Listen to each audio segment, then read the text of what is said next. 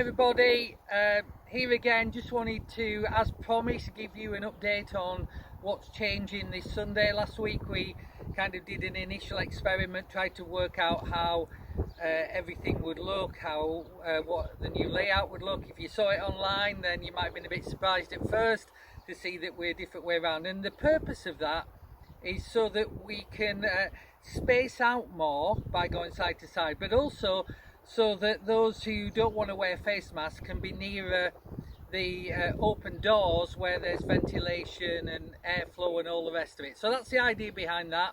That's why we're doing that. We'll continue to work on it, continue to work on how people have access to the words for the songs and all that sort of thing. But so this Sunday, then it's kind of, I suppose, semi-freedom day for the church, in that we kind of worked out a bit about how we can move forward and at the same time allow for the concerns of all the various groups of people who've got all the different ideas about what they want to do and what we should do and all the rest of it. So when you arrive, you basically have to have decided, am I going to wear a face mask or not wear a face mask during worship? And for these purposes, you're probably going to have to decide that as a bubble or as a family, because if you want to be together, you need one or the other. And basically the way it will work is that the area where all the tables and benches are, that will be reserved and socially distanced for those who don't want to wear face masks during worship. So not wearing face masks during worship, you go to the tables. And the reason for that and why that's there is twofold. Firstly, because it's near the ventilation sources by having the doors open and so on. And by the way, feel free to stand outside the doors if you want to. You know, if it's a lovely morning, feel free to stand out there. You might feel a bit separate, but if you want to, that's fine. And the second reason is that most people who didn't want to wear face masks have kids, and so we wanted to have the tables for the kids so that they can do worksheets, or you can bring toys for them, or whatever you want to do to keep them occupied during the talk. So you arrive. Now when you arrive, you're wearing your face mask, whatever you've chosen, until you are sitting down at your table. And at that point, you can take your face mask off and you can leave it off if you're in that area throughout worship.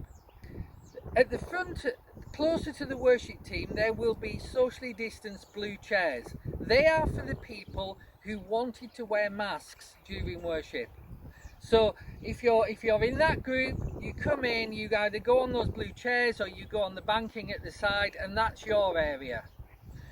The aim as well is to have a gap between those two areas, so we've kind of got this little safety zone or spit-free zone or whatever you want to think of it as, between the two areas. Now obviously once worship's finished and you're sat down, then everybody can take their face masks off if they want to, but you don't have to. You don't have to take them off. You want to keep it on all the time, that's okay, that's fine, and everybody has their own choice here. So we respect all those choices and value all those choices. And I guess the final thing to say at this point is that if you get up during the service because you want to go to the toilet or you need to do something and you need to move around, then it's face masks on. And certainly at the end, after all the service is finished and people are moving around, spraying down the tables, spraying down the chairs, putting the chairs away, chatting and so on, then that's a face masks on time, because we don't want to keep people separate whatever their preference is. So that's a face mask on time. So basically, if you're sat down and it's during worship, or you're stood up during worship, then you're in your own zone, either no face mask or face mask.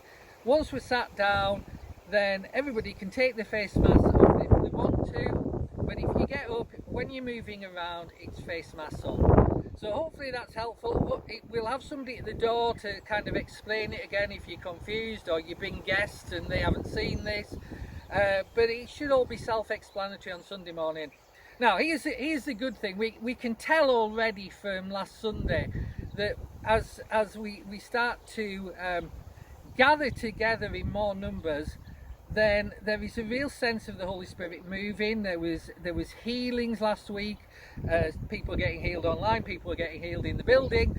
There was a real flow of the Spirit, and worship was completely different to what we've been experiencing, and you can't replicate that online.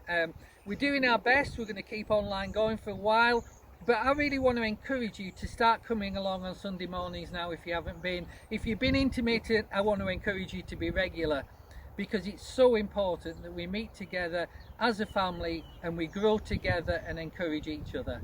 So be blessed, Faith Life, and I'll see you on Sunday.